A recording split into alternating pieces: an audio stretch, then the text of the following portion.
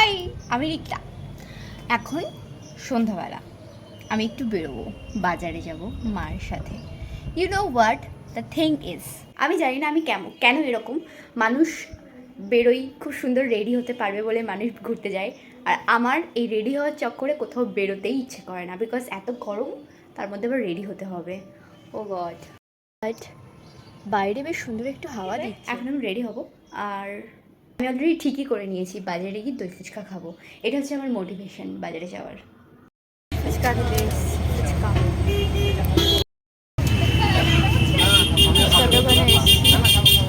প্রিয় দই চাটনি, আলুটা ভুলছি।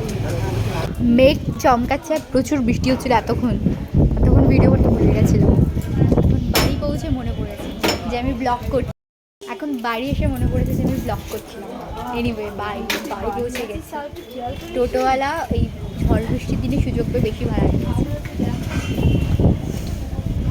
ওই যে মেঘ চমকাচ্ছে।